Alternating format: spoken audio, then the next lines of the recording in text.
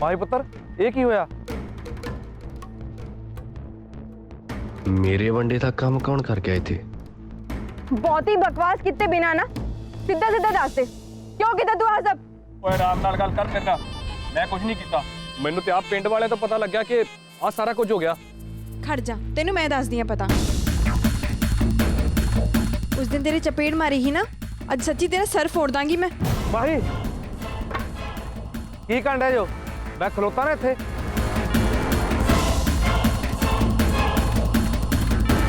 हत्थ नाल नहीं मूंह नाल गल करनी सिखो।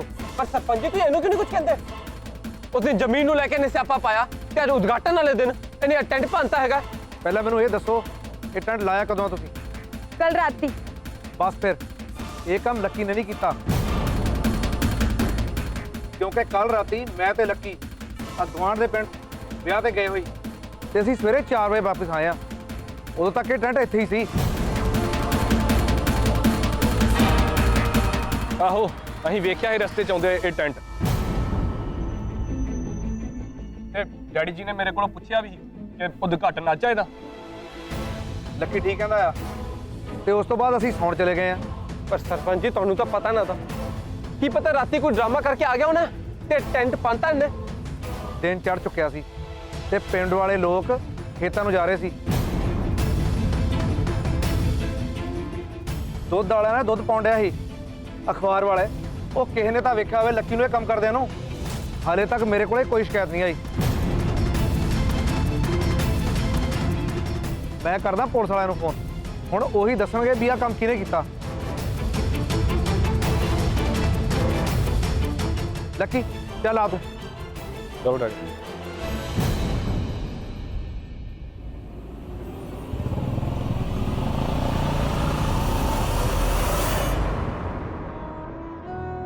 सरीन जी मैनू पता तुहानू बहुत बुरा लगन दिया, पर सच्ची दसा तुहाडे तो ज्यादा मैनू बुरा लगन दिया। नाले शर्मिंदा अड्ड हो रहा मैं, पर मेरा यकीन करो सरपंच जी कदे झूठ नहीं बोलते। वो अपने मुंडे वांग नहीं है। मैं तुहाडे अगे बेनती करता, जब तक पता नहीं लग जाता ना कि आ सब कुछ किन्ने किता, तुसीं प्लीज इत्थे रुक जाओ।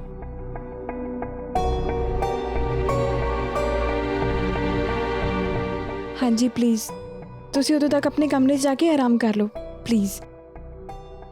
माही बिल्कुल सही कहन रही है, तू इत्थे आराम कर लो ना।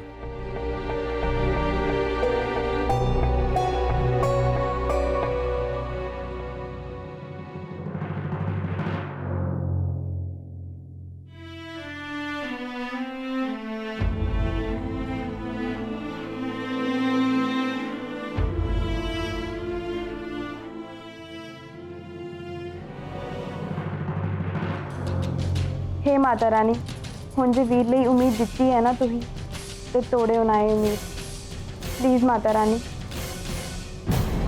निम्मो तू मेरे ते भरोसा करदी है ना, मेरे लिए आही बहुत है। पर मैनू एक गल दस, जे मेरी कोशिशों के बावजूद भी कुछ ना हो पाया फिर भी तू मेरे नाल भज के विआह नहीं कराएंगी? बोल निम्मो, तू किसी इहो ਜਿਹੇ मुंडे नाल विआह करा लेंगी जिन्हों तू प्यार नहीं करती, जानती नहीं? निम्मो मैं तो अपनी मम्मी नाल गल कर लांगा, पर तू की करेंगी निम्मो साडे प्यार नूं बचाउण लई? दस मैनू, बोल।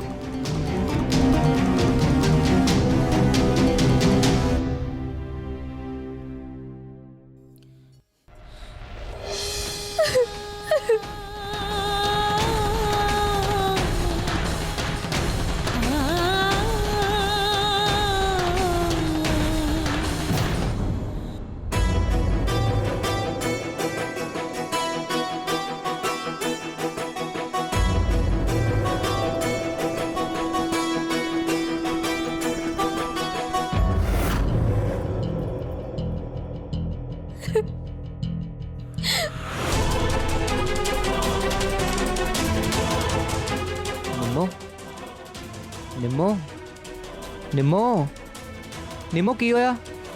ਨਿੰਮੋ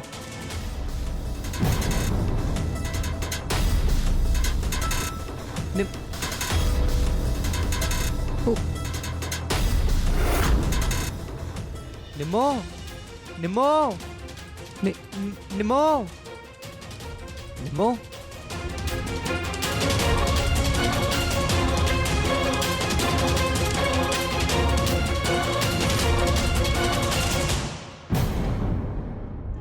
ਅੱਜ ਤਾਂ ਤੂੰ ਦਿਲ ਖੁਸ਼ ਕਰਤਾ ਮੇਰਾ। ਜਾ ਅੱਜ ਤੋਂ ਪਿੰਡ ਦੇ ਬਾਹਰ ਵਾਲੀ ਇੱਕ ਨਾਲ ਜ਼ਮੀਨ ਤੇਰੀ। ਬਹੁਤ ਵਧੀਆ ਜੀ, ਥੈਂਕ ਯੂ ਭਾਜੀ। ਉੱਠ ਨਿੰਮੋ ਨਿੰਮੋ ਨਿੰਮੋ ਪਰ ਮੈਨੂੰ ਇਹ ਦੱਸ ਤੂੰ ਇਹ ਸਭ ਕੁਝ ਕੀਤਾ ਕਿਵੇਂ? ਮੈਂ ਨਾ ਉਸਤਾਦ ਜੀ ਪੱਤੇ ਖੜਨ ਡਿਆ ਜੀ ਆਪਣੇ ਦੋਸਤਾਂ ਨਾਲ। ਤੁਸੀਂ ਉਹ ਬੋਤਲ ਵੇਖਣ ਡਿਆ ਵਿੱਕੀ ਦੇ ਕੋਲ? ਆ ਦੋਨੋਂ ਲੱਗੇ ਹੋਏ ਸੀ ਗੱਲਾਂ ਮਾਰਨ ਤੇ ਮੈਂ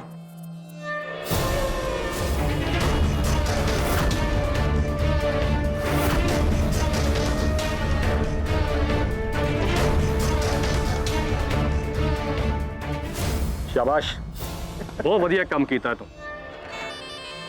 ਬਸ ਬਾਜੀ ਤੁਹਾਡੇ ਨਾਲ ਰਹਿ ਕੇ ਸਿੱਖਿਆ ਹੈ। ਵੈਸੇ ਤੁਸੀਂ ਮੈਨੂੰ ਇੱਕ ਵਾਰੀ ਕਿਹਾ ਸੀ ਕਿ ਵੀਰ ਤੇ ਪੈਣ ਤੇ ਨਜ਼ਰ ਰੱਖੀ, ਤਾਂ ਉਹ ਵੀ ਕਰਨ ਡਿਆ ਸੀ ਤੇ ਅੱਜ ਮੌਕਾ ਮਿਲਿਆ, ਕੰਮ ਕਰਤਾ।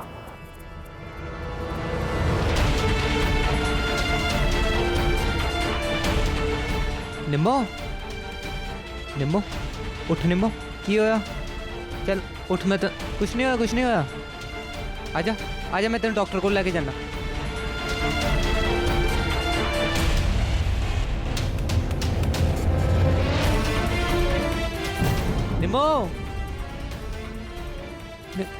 ਨਿੰਮੋ ਹੋਏ ਹੋਏ, ਪਿਆਰ ਤਾਂ ਵੇਖ ਜਵਾਕਾਂ ਦਾ।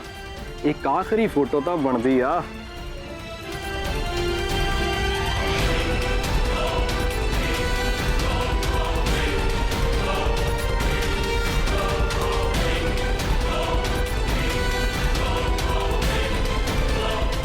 ਇੰਨਾ ਸੋਹਣਾ ਪੋਜ਼ ਮਾਰਿਆ ਮੁੰਡੇ ਨੇ।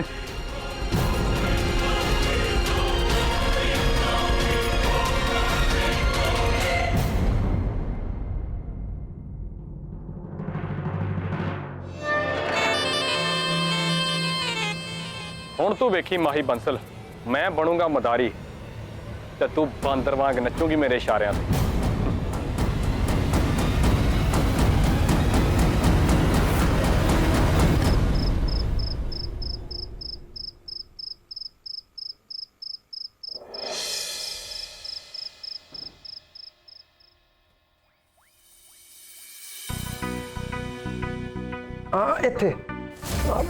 ਇੱਥੇ ਬਹੁਤ ਦਰਦ ਹੈ। ਹੁਣ ਮੈਨੂੰ ਪਤਾ ਲੱਗ ਗਿਆ ਕਿ ਤੁਹਾਡੇ ਪੀੜ ਦੀ ਰੀਜ਼ਨ ਕੀ ਹੈ, ਪਰ ਤੁਸੀਂ ਟੈਨਸ਼ਨ ਨਾ ਲਓ। ਮੈਡੀਕਲ ਕੈਂਪਸ ਮੇਰੇ ਨਾਲ ਹਰ ਟਾਈਮ ਇੱਕ ਅਸਿਸਟੈਂਟ ਰਹੂਗਾ ਜੋ ਤੁਹਾਡੀ ਪੀੜ ਨੂੰ ਠੀਕ ਕਰਨ 'ਚ ਮੇਰੇ ਨਾਲ ਹੈਲਪ ਵੀ ਕਰੂਗਾ।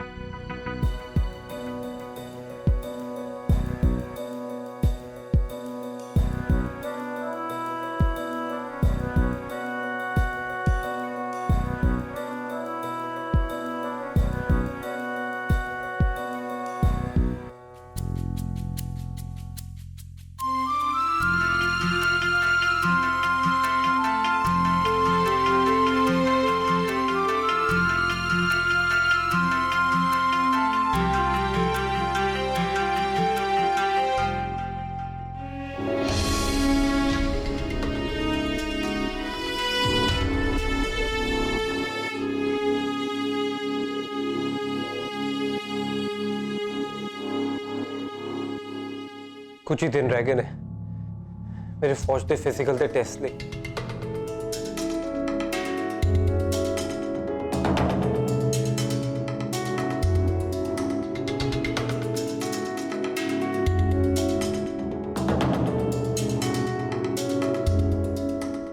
ਯਾਰ ਟੈਂਟ ਕਿਹਨੇ ਤੋੜਿਆ ਹੋਣਾ? ਸਰਪੰਚ ਜੀ ਆਪਣੇ ਮੁੰਡੇ ਲਈ ਝੂਠ ਨਹੀਂ ਬੋਲਣਗੇ। ਤੇ ਜੇ ਲੱਕੀ ਨੇ ਨਹੀਂ ਤੋੜਿਆ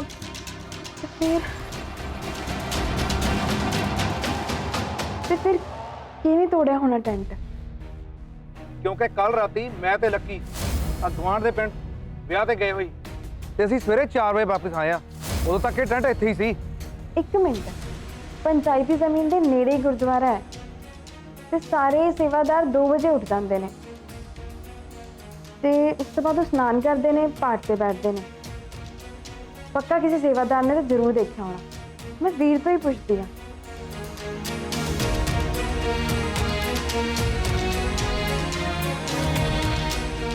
ਵੀਰ ਤਾਂ ਇਸ ਟਾਈਮ ਜੋਗਿੰਗ ਤੇ ਹੋਣਾ। ਕੋਈ ਨਾ, ਮੈਂ ਆਪੇ ਪਤਾ ਕਰਦੀ ਹਾਂ ਇਸ ਗੱਲ ਦੀ ਜੜ ਬਾਰੇ। ਪਰ ਗੁਰਦੁਆਰੇ ਦੇ ਨੇੜੇ ਹੀ ਤਾਂ ਪੰਚਾਇਤੀ ਜ਼ਮੀਨ ਆ ਤੇ ਉਹਦੇ ਨਾਲ ਵਾਲੀ ਗਲੀ 'ਚ ਹੀ ਵੀਰ ਜੋਗਿੰਗ ਕਰ ਰਿਹਾ ਹੋਣਾ। ਜੇ ਉਹਨੇ ਮੈਨੂੰ ਵੇਖ ਲਿਆ ਇਸ ਟਾਈਮ ਤੇ ਮੈਨੂੰ ਪੁੱਛੂਗਾ ਕਿ ਤੂੰ ਕਿੱਥੇ ਜਾ ਰਹੀ ਹੈ, ਫਿਰ ਮੈਂ ਕੀ ਜਵਾਬ ਦਊਂਗੀ ਉਹਨੂੰ? ਨਹੀਂ ਮਾਹੀ, ਇਸ ਵੇਲੇ ਸੇਵਾਦਾਰ ਨੂੰ ਮਿਲਣਾ ਠੀਕ ਨਹੀਂ ਆ। ਫਿਰ ਮੈਂ ਹੋਰ ਕੀ ਕਰਾਂ? ਹਾਂ, ਨਿੰਮੋ ਕਦੇ ਗੁਰਦੁਆਰੇ ਜਾਂਦੀ ਕਾਰ ਸੇਵਾ ਲਈ। ਉਹਦੇ ਕੋਲ ਕਿਸੇ ਸੇਵਾਦਾਰ ਦਾ ਨੰਬਰ ਜ਼ਰੂਰ ਹੋਣਾ। ਮੈਂ ਉਹ ਤੋਂ ਨੰਬਰ ਲੈ ਲੈਂਦੀ ਹਾਂ।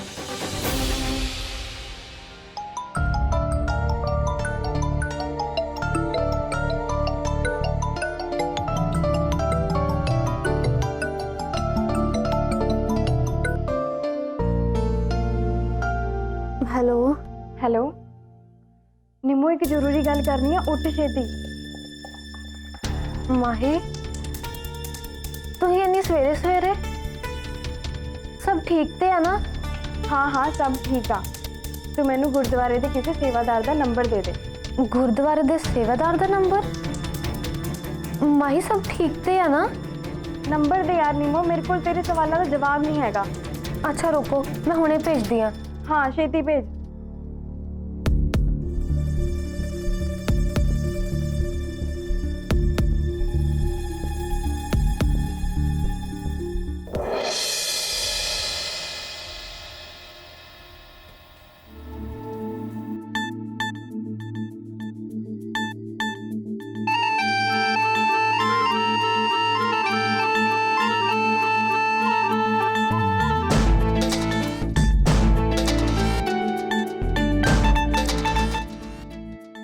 ਗੁੱਡ ਮਾਰਨਿੰਗ ਵੀਰ।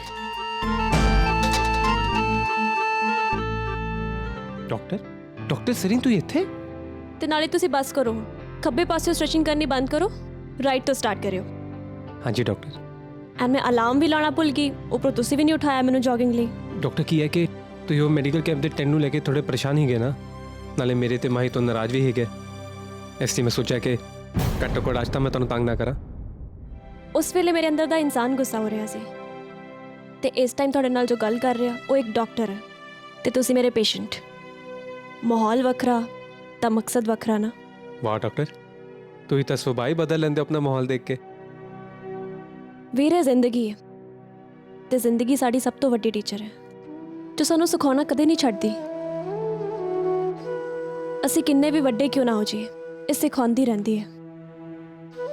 ਤੇ ਜਦੋਂ ਅਸੀਂ ਕੁਝ ਸਿੱਖ ਜਾਂਦੇ ਆ, ਇਹ ਸਿਖਾਉਣਾ ਛੱਡ ਦਿੰਦੇ ਆ, ਕੁਝ ਨਵਾਂ ਸਿਖਾਉਣਾ ਸ਼ੁਰੂ ਕਰ ਦਿੰਦੇ ਆ। ਤੇ ਹਰ ਇੱਕ ਲੈਸਨ ਤੋਂ ਬਾਅਦ ਇੱਕ ਤਜਰਬਾ, ਤੇ ਤਜਰਬੇ ਦੇ ਨਾਲ ਇੱਕ ਯਾਦ। ਤੇ ਜਦੋਂ ਅਸੀਂ ਉਸ ਯਾਦ ਨੂੰ ਯਾਦ ਕਰਦੇ ਹਾਂ, ਸਾਨੂੰ ਤਜਰਬੇ ਦੇ ਲੈਸਨ ਯਾਦ ਆਉਂਦੇ ਨੇ। ਬਸ ਸਿੰਪਲ ਹੈ ਜ਼ਿੰਦਗੀ। ਫਿਰ ਤਾਂ ਡਾਕਟਰ, ਮੇਰੀ ਜ਼ਿੰਦਗੀ ਨੇ ਨਾ ਮੈਨੂੰ ਸਿਰਫ ਪੇਸ਼ੈਂਸ ਹੀ ਸਿਖਾਇਆ। ਕਿੰਨੇ ਚਿਰ ਦਾ ਮੈਂ ਫੌਜੀ ਬਣਨ ਦੀ ਕੋਸ਼ਿਸ਼ ਕਰ ਰਿਹਾ, ਪਰ ਹਰ ਵਾਰ ਕੋਈ ਨਾ ਕੋਈ ਰੋੜਾ ਆ ਜਾਂਦਾ ਮੇਰੇ ਰਸਤੇ 'ਚ। ਤੁਸੀਂ ਬਹੁਤ ਹੀ ਸਿੱਧੇ ਜਿਹੇ ਇਨਸਾਨ ਹੋ ਵੀਰ, ਇਸੇ ਕਰਕੇ ਤੁਹਾਡਾ ਸਿਰਫ ਇੱਕੋ ਗੋਲ ਤੇ ਧਿਆਨ ਰਹਿੰਦਾ ਹੈ। ਪਰ ਮੈਂ ਤਾਂ ਕਹਾਂਗੀ ਹਮੇਸ਼ਾ ਐਵੇਂ ਹੀ ਰਹੋ, ਤੁਸੀਂ ਆਪਣੀ ਮੰਜ਼ਿਲ ਤੱਕ ਜ਼ਰੂਰ ਪਹੁੰਚੋਗੇ। ਧੰਨਵਾਦ ਡਾਕਟਰ। ਅੱਛਾ ਡਾਕਟਰ, ਅਸੀਂ ਨਾ ਪੱਕਾ ਪਤਾ ਕਰ ਲਾਂਗੇ ਕਿ ਉਹ ਟੈਂਟ ਕਿੰਨੇ ਤੋੜਿਆ ਸੀ ਤੇ ਤੁਹਾਨੂੰ ਦੱਸ ਦਿਆਂਗੇ। ਬਸ 5 ਮਿੰਟ ਦੇ ਦਿਓ, ਮੈਂ ਹੁਣੇ ਪਤਾ ਲਵਾ ਲੈਣੀ ਹੈ ਕਿਹਨੇ ਕੀਤਾ ਤੇ ਕਿਉਂ ਕੀਤਾ। ਉਹ ਤਾਂ ਪਤਾ ਲੱਗ ਹੀ ਜਾਣਾ ਹੈ। ਖੈਰ ਚਲੋ ਮੈਂ ਚੱਲਦੀ ਹਾਂ ਹੁਣ ਨਿੰਮੋ ਦੇ ਹੱਥ ਦੀ ਅਦਰਕ ਵਾਲੀ ਚਾਹ ਪੀਣ। ਮਿਲਦੇ ਆ ਫਿਰ ਆਪਾਂ। ਤੇ ਖੱਬੇ ਪਾਸੇ ਸਟ੍ਰੈਚਿੰਗ ਹੁਣ ਬੰਦ ਕਰ ਦਿਓ, ਰਾਈਟ ਤੋਂ ਸਟਾਰਟ ਕਰਿਓ। ਹਾਂਜੀ ਬਾਏ। ਮੈਂ ਆਨਾ ਹੁਣੇ ਜੀ।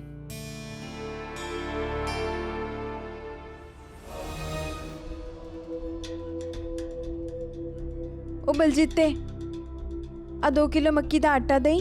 ਕੀ ਗੱਲ, ਮੱਕੀ ਦੀ ਰੋਟੀ ਤੇ ਸਰੋਂ ਦਾ ਸਾਗ ਬਣਨ ਲੱਗਿਆ ਅੱਜ? ਹਾਂ, ਜੇ ਤੂੰ ਖਾਣਾ ਹੋਇਆ ਤੂੰ ਵੀ ਆ ਜੀ। ਉਹ ਨਾ ਭੈਣੇ, ਮੇਰੇ ਤਾਂ ਦੰਦਾਂ 'ਚ ਪੀੜ ਹੋਈ ਜਾਂਦੀ ਆ। ਡਾਕਟਰ ਨੇ ਕੁਝ ਵੀ ਸਖਤ ਖਾਣ ਤੋਂ ਮਨਾ ਕੀਤਾ ਹੈ।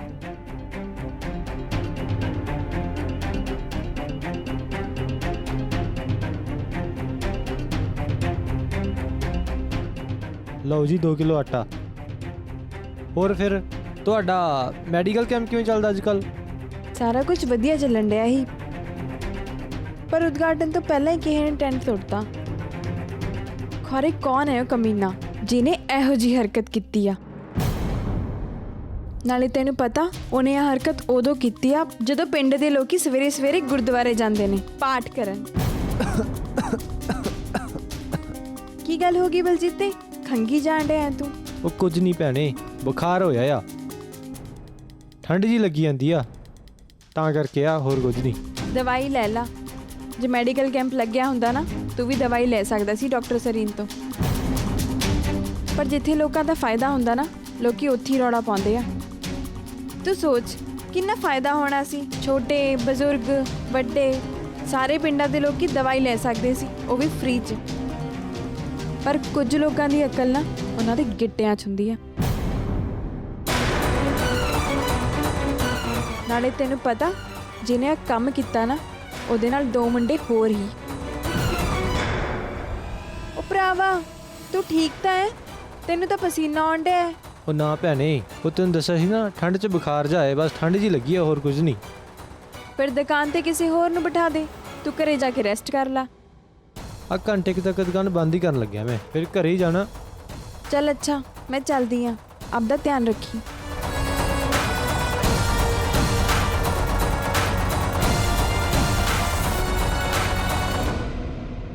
ਸੌਰੀ ਅੰਕਲ ਜੀ, ਮੈਂ ਲੱਕੀ ਤੇ ਇਲਜ਼ਾਮ ਲਾਇਆ ਮੈਡੀਕਲ ਕੈਂਪ ਤੋੜਨ ਦਾ।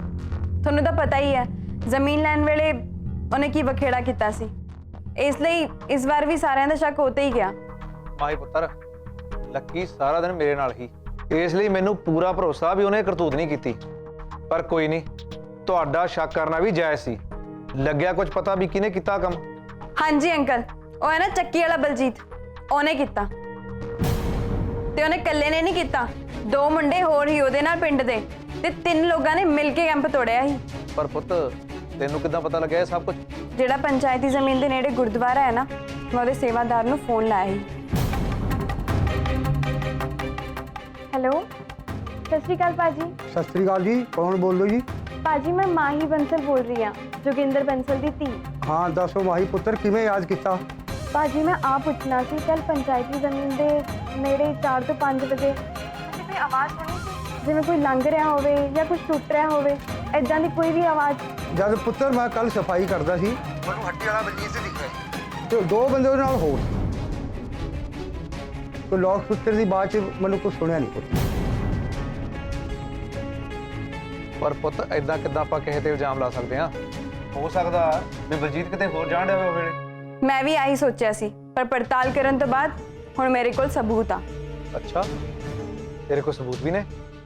ਵੇਖ ਮਾਈ ਪੁੱਤਰ, ਬਲਜੀਤ ਮੇਰੇ ਖਿਲਾਫ ਸਰਪੰਚ ਦੀਆਂ ਵੋਟਾਂ ਵਿੱਚ ਖਲੋਤਾ ਸੀ ਤੇ ਹਾਰ ਗਿਆ ਸੀ, ਤੇ ਮੈਂ ਚਾਹੁੰਦਾ ਵੀ ਸਾਰਿਆਂ ਨਾਲੋਂ ਪਹਿਲਾਂ ਤੂੰ ਉਹ ਸਬੂਤ ਮੈਨੂੰ ਵਿਖਾਵੇਂ, ਕਿਉਂਕਿ ਮੈਂ ਨਹੀਂ ਚਾਹੁੰਦਾ ਵੀ ਮੈਂ ਬਲਜੀਤ ਦੇ ਅੱਗੇ ਸ਼ਰਮਿੰਦਾ ਹੋਵਾਂ। ਅੰਕਲ ਜੀ ਤੁਸੀਂ ਮੇਰੇ ਤੇ ਭਰੋਸਾ ਰੱਖੋ, ਮੈਂ ਤੁਹਾਡੀ ਇੱਜ਼ਤ ਕਰਦੀ ਹਾਂ, ਮੈਂ ਤੁਹਾਨੂੰ ਸ਼ਰਮਿੰਦਾ ਨਹੀਂ ਹੋਣ ਦਾਂਗੀ। ਤੁਸੀਂ ਇੱਦਾਂ ਕਰੋ, ਬਲਜੀਤ ਨੂੰ ਬੁਲਾਓ, ਮੈਂ ਬਲਜੀਤ ਨੂੰ ਗੁਨੇਗਾਰ ਸਾਬਿਤ ਕਰਕੇ ਹੀ ਰਹਾਂਗੀ।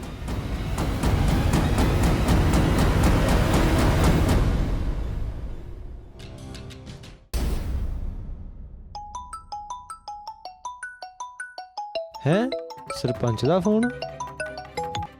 ਹੈਲੋ। ਹਾਂ ਬਲਜੀਤ, ਤੂੰ ਏਦਾਂ ਕਰ, ਤੂੰ ਮੇਰੇ ਘਰ ਆ ਜਾ, ਗੱਲ ਕਰਨੀ ਹੈ ਕੋਈ। ਕੀ ਗੱਲ ਹੋ ਗਈ ਸਰਪੰਚ ਸਾਹਿਬ? ਉਹ ਗੱਲ ਸਮਝਣ ਵਾਸਤੇ ਤਾਂ ਆਪਾਂ ਘਰੇ ਬੈਠੇ ਹਾਂ, ਤਾਂ ਹੀ ਤਾਂ ਤੈਨੂੰ ਬੁਲਾ ਰਹੇ ਹਾਂ। ਤੂੰ ਐਂ ਕਰ ਵੀ ਫਟਾਫਟ ਆ ਜਾ।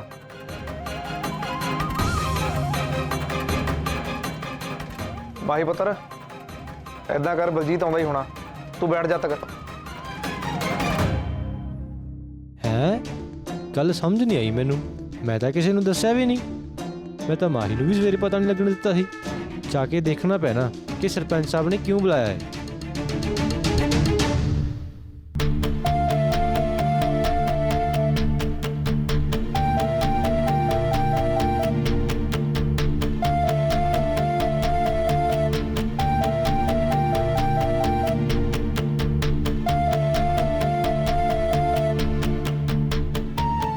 ਕਿੱਥੇ ਯਾਰ ਮਾਹੀ ਤੂੰ? ਤਾਂ ਫੋਨ ਵੀ ਨਹੀਂ ਚੱਕਣ ਡਈਆਂ।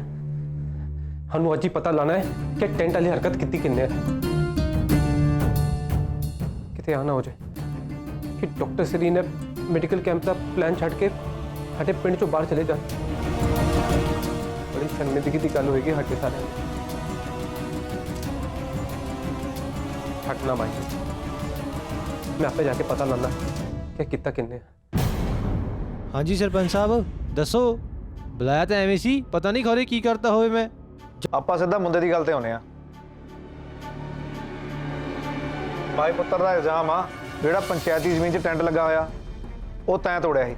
ਜਮਾਂ ਹੀ ਝੂਠ, ਮੇਰਾ ਇਸ ਗੱਲ ਨਾਲ ਕੋਈ ਲੈਣਾ ਦੇਣਾ ਨਹੀਂ। ਓਏ ਝੂਠ ਕੀ ਬੋਲੀ ਜਾਂਦੇ? ਸਬੂਤ ਹੈ ਮੇਰੇ ਕੋਲ। ਸਬੂਤ? ਕੀ ਸਬੂਤ ਹੈ? ਵਿਖਾ, ਅਸੀਂ ਵੇਖੀਏ ਸਾਰੇ। ਖੜ ਜਾ, ਮੈਂ ਦਿਖਾਉਣੀ ਹੈ ਸਬੂਤ।